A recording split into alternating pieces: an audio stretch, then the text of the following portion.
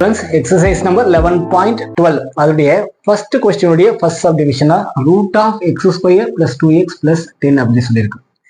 பேசிக் வீடியோவில் நம்ம 3 செட்ல 9 ஃபார்முலாஸ் பார்த்துருக்கோம். அதில் இருக்கிற லாஸ்ட் 3 சம்ஸ் அந்த தேர்ட் செட்ல இருக்கிற அந்த 3 ஃபார்முலாஸ் தான் இந்த எக்ஸசைஸ்ல அப்ரோச் பண்ண போகிறோம்.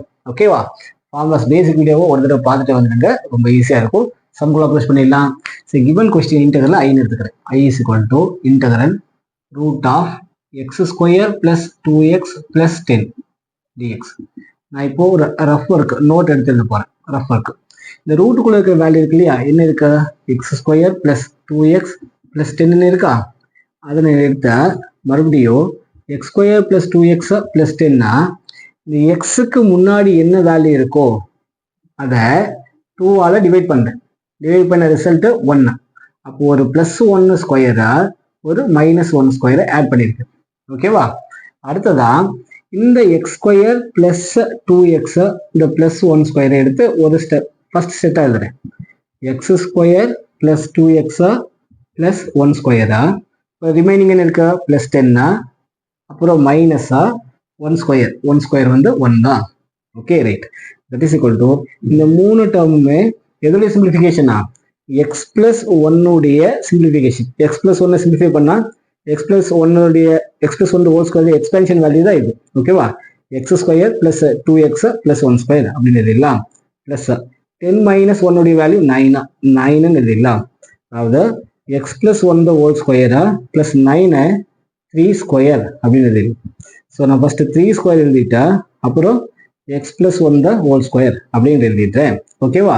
ரைட். அப்போ இந்த டினாமினேட்டர் ரூட்டுக்குள்ள இருக்கிற இந்த டேர்மை நம்ம இப்படி ரீஆல்டரேட் பண்ணி எழுத முடியும். இதை எடுத்துட்டு போய் கிவன் கொஸ்டின்ல அப்ரோச் பண்ணிடலாம். கிவன் கொஸ்டின் ஆயிடும். therefore I is equal to integral root of இந்த வேல்யூக்கு பதிலா நம்ம ஃபைண்ட் அவுட் பண்ணி இது எழுதிடலாம். 3 square plus x plus 1 whole square x plus 1 whole square dx எழுதிடலாம். ஓகே, இது என்ன ஃபார்மேட்ல இருக்கா? இன்டெகிரலா ரூட் ஆஃப் கான்ஸ்டன்ட் ஸ்கொயரா மைனஸ் பிளஸ்ஸா வேரியபிள் ஸ்கொயரா டிஎக்ஸ் இந்த ஃபார்மேட்ல இருக்கு. Okay, right. இப்போ இதுக்கான ஃபைனல் ரிசல்ட் என்ன? இந்த ஃபார்முலாவுக்கான ரிசல்ட் வேல்யூ என்ன? X by 2 root of the given கொஸ்டினா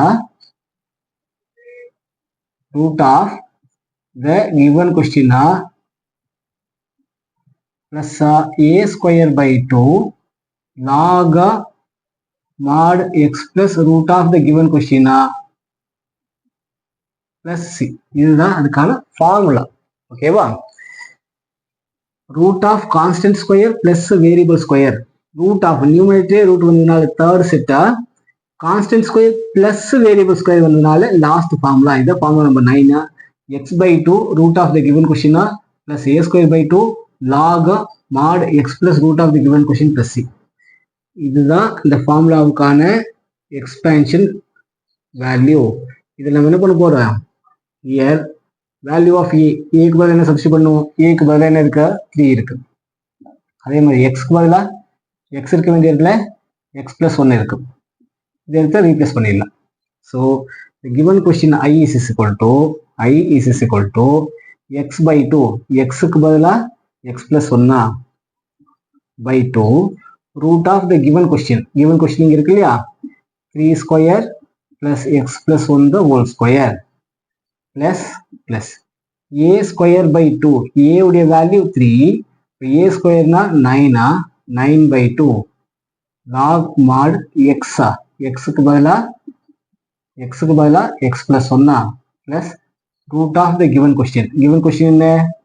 3 square plus x plus 1 whole square plus C அப்படின்னு எழுதிடலாம். இதுதான் இந்த சம்முக்கான ஃபைனல் ஆன்சரா. வீடியோ பாஸ் பண்ணி காப்பி பண்ணிடுங்க. ஓகே,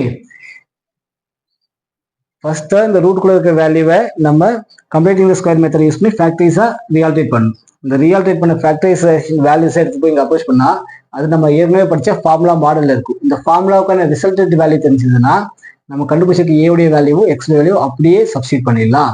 ஓகே, நீங்க வீடியோ பாஸ் பண்ணி காப்பி பண்ணிடுங்க. தேங்க்யூ.